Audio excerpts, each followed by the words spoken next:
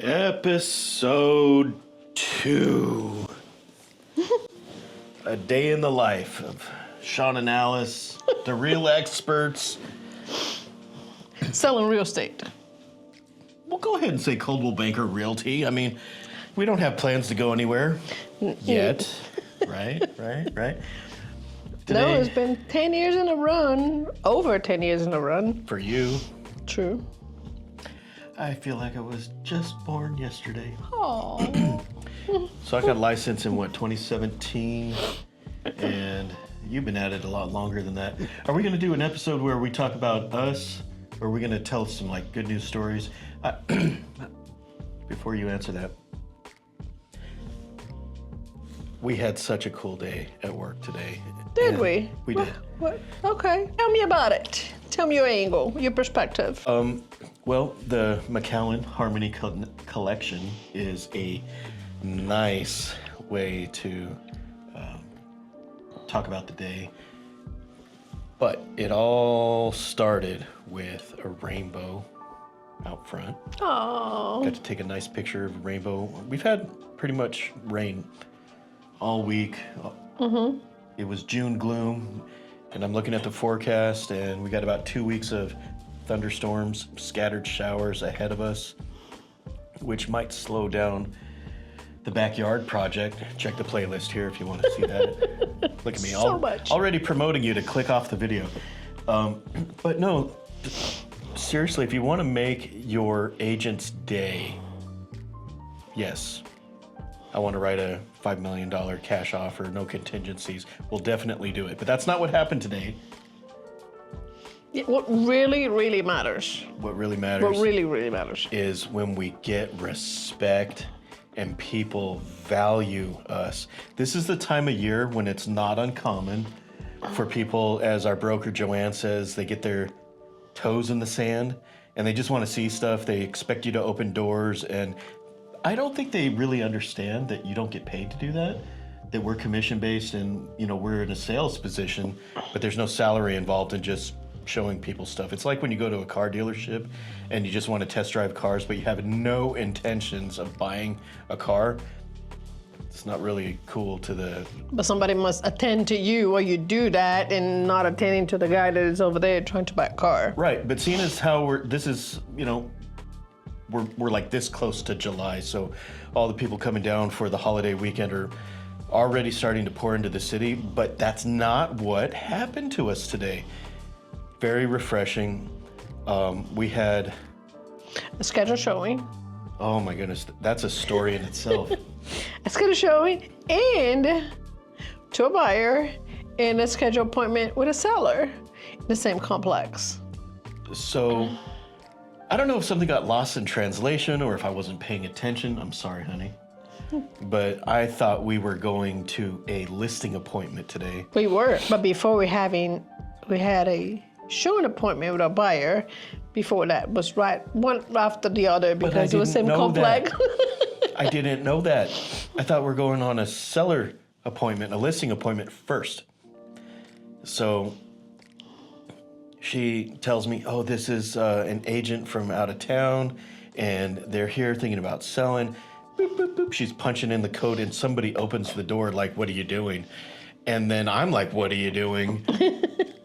And it wasn't until halfway through the visit that I realized that the cleaner, because it's a turn day, the cleaner had let the buyers in, and I just...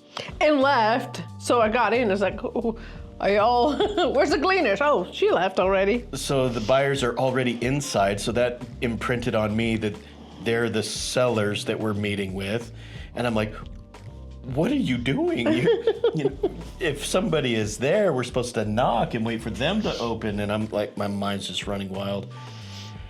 Turns out we're gonna go to the listing appointment after we show this property.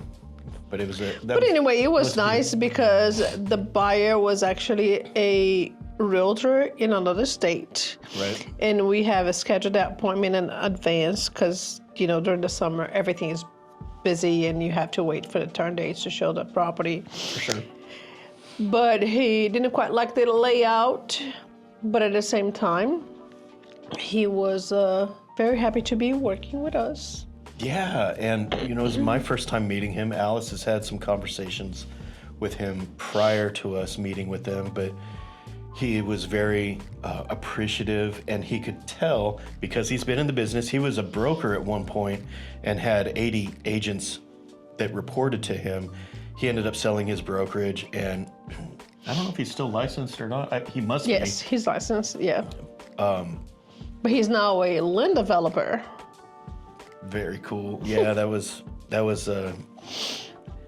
a nice little twist to that story too, because we started talking about that. How I have a friend that's a land developer, and we were kind of exchanging stories there. But the part that was really a win for us was that we met with like 3 customers today, and all of them, they had that same kind of vibe to them. They were appreciative of us being the local experts. And I'm not trying to plug us. I mean, you guys, if you made it this far into the video, you already know us, or you're super fans or something, because if you're brand new to the channel, this is probably boring and you bounced already. But he appreciated the value that we had given him over the months with market reports, and where he owned, and he could tell right away just by the way she has presented herself with conversations with him and the knowledge that we had, that we were the people that he wanted to work with when it came time to purchase. So even though the unit we showed him today was not a fit, we didn't write an offer, it was such a great experience because we helped him figure out what he didn't want, and we felt that just the rapport went through the roof, and we were excited to work together whenever the right one comes along. Just waiting for the right property to come on the market. Our next appointment today, again, the seller in a very difficult situation. There's some illness in the family. They need to unload a property. And sometimes we get grilled on when we give advice, but she invited us to be frank and candid and honest about our recommended game plan for her. She looked to us as the experts, and even things that we gave advice on that were outside of our wheelhouse of expertise, we gave her referrals to maybe an attorney to talk to about X, Y, or Z, and she respected that and was super appreciative. It's just pretty rare that we have a day filled with people that actually value the advice that we give to the level that we got today. Right, because if you have somebody in the family that you're gonna inherit property, even though you might have a power attorney, you have a will in place, but if you have that on a trust, you will pay less taxes on it. Yeah, and if you're setting up a trust for your survivors, that's the best gift that you could give them. After you pass probate, it still ensures that your beneficiaries or your survivors get the things you want to leave behind, let's say with a will, but a trust just makes their lives so much easier to transition those things, to be able to deal with them. And that's less expenses. And that was pretty much the advice that we were giving there, but also they were not resistant to the pretty poor seller market conditions that we're in right now. Yeah, here we are, July 2025. Right. I was going to say, no, it's the 30th. Well, but you were talking about the year. I got you. Right, July 2025. And then we are on a buyer's market for condos, because there's how much inventory we have? It's like 2 years of inventory. Right. If nothing comes on the market, it takes 2 years to sell everything that's on the market right now. Yeah. So yes, and that's what, on the healthy market, on the normal market, usually sellers say, what was the last sold comp? That doesn't matter anymore.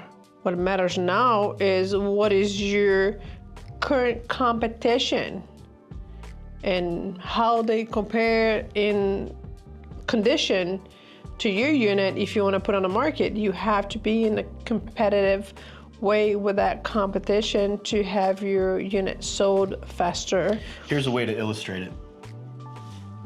If there's 20 listings for sale in that building and there's only one buyer, depending on the buyer, most of them are not going to drill down on wanting to see all 20 of those properties. First of all, it's not even possible, especially this time of year, because they all turn on different dates. And they're all occupied.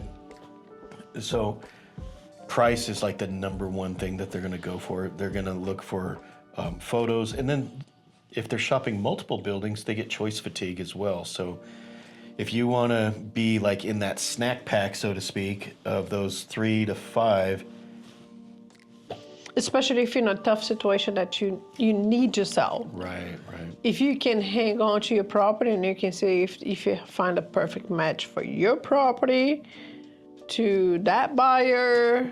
We're kind of getting off topic here. Where are we going now? We're supposed to be talking about how we had such a cool day. And then our third customer that we were with today was a repeat client. Mm-hmm. Again, really looking to us, even though they are locals, been here for years. Right. We helped them move here, buy a property here. Well, one of them, no. Sure, yes. But he had been coming here since he was a kid, so he's super familiar.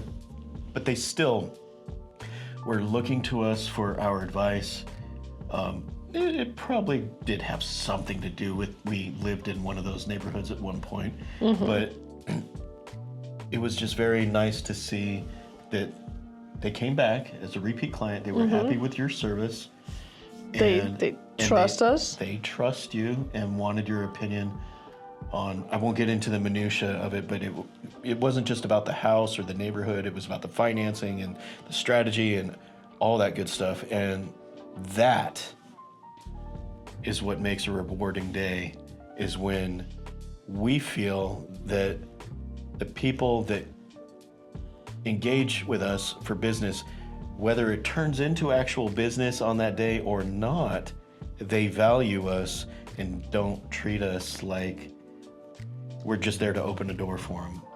So I know we dealt with one seller today, but the 2 buyers that we dealt mm-hmm. with, and again, typically in this kind of season, we're dealing with a lot of buyers because they're here on vacation. So super cool day. Really happy to be having new to my palate, McAllen. Very nice. But that was like the longest intro ever. So I was kind of thinking about... So this is just an intro?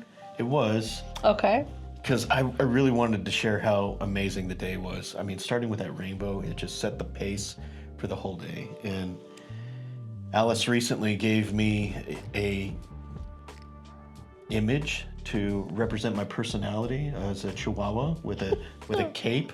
And the cape says super crabby. Super crabby. But then, she wanted me to have a smile because I've been like saying, I love happy people. I want to be a happy people and have people remember me as a happy person. So now she made a little image of a smiling Chihuahua, but the cape still says super crabby.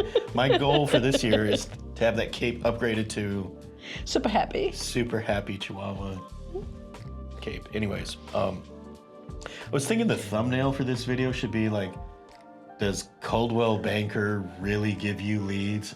Have you ever gotten a lead from Coldwell Banker? So talking about that goes hand in hand with the I'm wearing the shirt. Well, that goes hand in hand with the amazing day that we had today. Yep. Of having trust in our clients and having repeat clients. So how did you get your best Coldwell Banker lead right back in 2018? A long time ago, whenever it was. Yeah. No names, no addresses, no dates. We're going to have to break some of those rules in this episode. I'm just foreseeing this because the first thing that comes to my mind is... names. it was right after the Hurricane Michael, 2018. So that's how you probably are remembering. But I've had other agents that have tried to recruit me to other agencies, and I'm not saying that that's off the table. I just don't have any interest in going anywhere right now. I love Coldwell Banker Global Luxury as the brand. That's what attracted me to Coldwell Banker in the first place. Not only number one in Florida, but number one in the world for luxury properties. And yeah, I mean, until they fall off that throne, I mean, anyways. That's what got me here, but I've had people try to recruit me and say, have you ever gotten a lead from Coldwell Banker? So this is the story. We have this system called Lead Router, and people will go on to the Coldwell Banker website, CB Homes, and then I don't know the sorcery behind it. I think there's been some jokes that there's some Wizard of Oz selecting agents that these leads Yeah, but go there's no to. more Lead Router now. It's changed. But anyhow. That's what it was back then. Yeah. Go on. But I think at random, it just selected who was going to get these phone calls. So much I like think it Zillow, was based on response, potentially. who knows? But anyhow. Just like Zillow has a button, don't get me started, contact agent. CB Homes has a button, contact agent, and then it would go to one of the agents that has opted in to get leads from that platform. Mm-hmm. I answered my phone. Wow, imagine that, right? An agent that answers their phone. And the customer that was inquiring about at the time, I think it was maybe just shy of $100,000 condo. Mm-hmm. But we're there to service any price point, and we still are. And he was actually trying to find a little place as like a satellite home. Temporary. His wife was a nurse and wanted to move to Panama City. He was a contractor and wanted to help with the relief efforts and rebuilding of Bay County. Also a business opportunity. Let's be fair and honest here. Mm-hmm. And we did see a lot of influx of builders, contractors, vendors coming in to fill that need. There was a lot that needed to be done to rebuild. So how did that pan out? So it turns out that unit that he called on wasn't really a good fit. He was bringing the family in, right? So we ended up selling him a house in a neighborhood. And then after he fixed that up, some time had passed, and then he sold it with us. Yeah, because the wife was going to get a job at So 2 transactions. Right, at the hospital here, and then she ended up getting a job at Pensacola Hospital. So after he bought it, somewhere else. And then we sold that house. Sold it again. Mm-hmm. This time to one of our buyers. So. Well, we sold it. Yeah, to him, and then listed it. And somebody else bought it, and years passed. Then a buyer came in, and we sold that house to him. Okay, so and they in this one house, there's like 4 sides already. Right. But he was also an investor, so we did help him with another transaction. 2 or 3. I think we had a listing side, and then 3. Yeah, I don't want to get into too much minutia on that because, like we said, no names, no addresses. But I mean, we're talking like some really healthy price points that ended up coming as referrals through him, through his company, through his work. Got introduced to other people in the company, and so yeah, Coldwell Banker. Yeah, sure. The call may have come in for a studio apartment, if you will, but it ended up turning into like 6, 7, 8 sides. You know what? That sometimes happens a lot. Somebody calls on a property and they think is a good fit, and after evaluating, then is not, because the majority of especially like condo buyers, investment property buyers, they want to get on the low price point to flip that and see what kind of income they can get it. Right. And after seeing it, and we see that in a lot of markets. When we went to, I think we went to Blue Ridge and we saw a property on Zillow, and I was like, oh my God, let's buy this. And we called the agent, and it was so grateful that the agent was just like us and said, hey, listen, price point is great, property is really not. It's not going to pay for itself. Right. I think what that agent said, but. Yeah. But all these memories are coming back of these different transactions. And like I said, I don't want to get into too crazy of details, but one of the houses was a flip, and he had some stories, man, of what happened during the renovation of that property. I think it was around this time of year because there was fireworks, but like some of the contractors or vendors were setting off fireworks in the pool that hadn't been filled with water yet and stained the deck. And but let me say something. it's just some wild stuff. Go ahead. When we say that in our business, when buyers want to make an offer, and we say, tell me what you want to offer, and we will write it up, because motivation changes every day. True. This was a prime example of motivation changes every day. This property was listed for over 3 years on the market. It was in one day, the seller calls the listing agent and said, I want this house sold today. Today. That's a tall order. You know something's got to give. After years on the market. It's like, today, gotta go. Dump it. Dump it. Pretty much. So we had, was interesting because we had 2 buyers to approach this property. You know, we had one buyer's interested, and then he had this guy that he's been dealing with for a few years, and you know, he was an investor, and it's like, hey, I got this property on the market. Would you be interested? And he's like, yeah. So I went to represent one buyer. He went to represent the other buyer on that property. And bless his heart, God rest his soul. Right. Oh, that much detail. But anyhow, we both independently talking to these 2 separate buyers to see where they're gonna make the offer. And when sometimes buyer's agent get upset when a property's on the market and it's like, nobody wants it, been on the market forever, and suddenly you have multiple offers. Well, guess what? We have 2 offers, and they were exactly the same price. Let me just interrupt for a second, because this is not a unique circumstance. This happens all the time. Mm-hmm.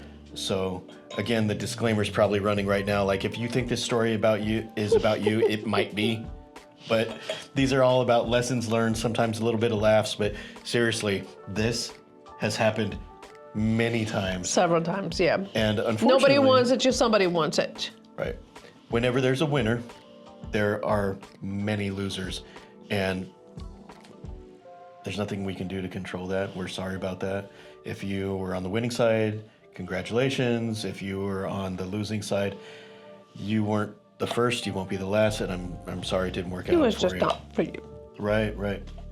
But I'm thinking of all a bunch of unfortunate stories where people took it out on me personally. They took it personal that they didn't win, like I was supposed to make sure that they won. And see, but at the same time, you can't do that. I have had many buyers that lost on a multiple offer situation instances, and when they actually found the right property, they were thankful that they didn't win on the one that they lost to begin with. Right on. So, but I interrupted you. I'm sorry. Can you remember where you were going with that? So I said motivation changes every day. Yep. And funny that we had exactly 2 offers at the same the exact same price point. Okay. So Fair.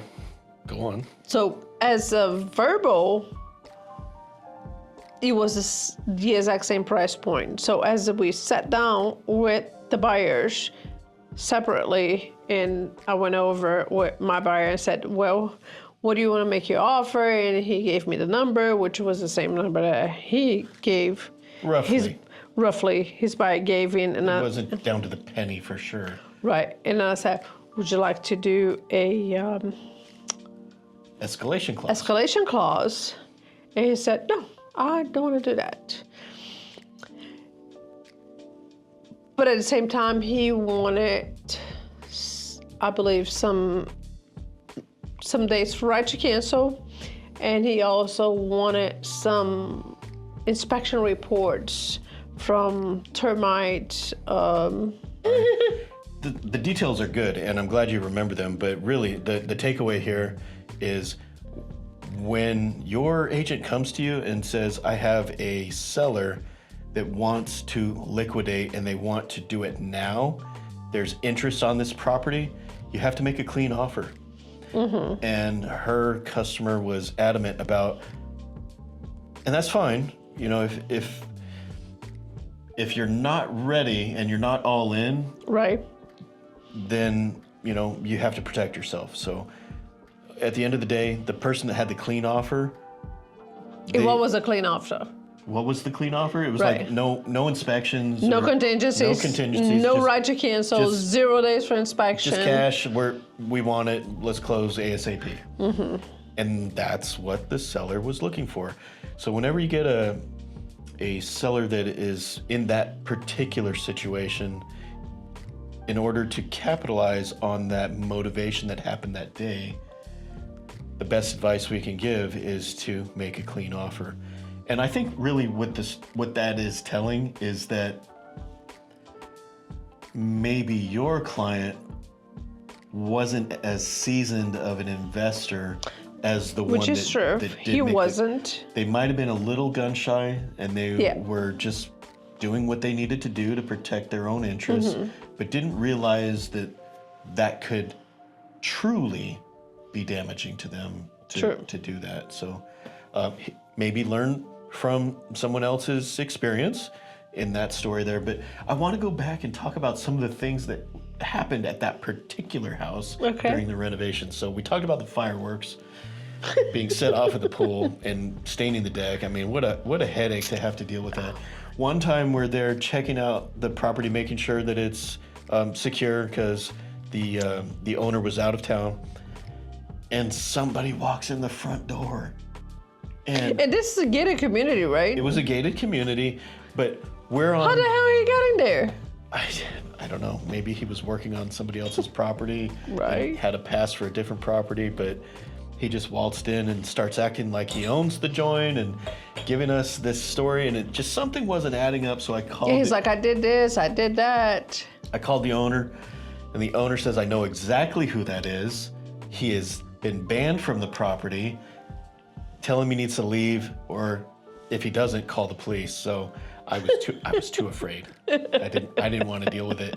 So my brave wife escort him to the door.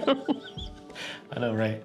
Invite him to leave. Maybe now with this new haircut and this goatee, maybe he would have taken me a little more serious. But no, I think that my sheepish demeanor it doesn't matter what I look like. He probably would have said no. But the one look from you need to go. But you know, that property still has one of my favorite videos of all times. Yep. Which was 100% produced by you. I have made a ton of videos for our listings. In more recent years, we've started outsourcing other videographers to take care of that, just because we've gotten so busy. But what is it? Talking about videographers, it reminds me that... Same house. Same house. I'm flying the drone. Go ahead. We also hire a photographer. Yep. Photography, unless we don't have time to do that. Well, it would have taken all day. Right, it's a big property, so we just hire somebody else to do that. And this guy was so, probably have worked with every photographer in town. I was just going to say that. We've probably worked with every single photographer around. So if you think we're talking about you, maybe we are.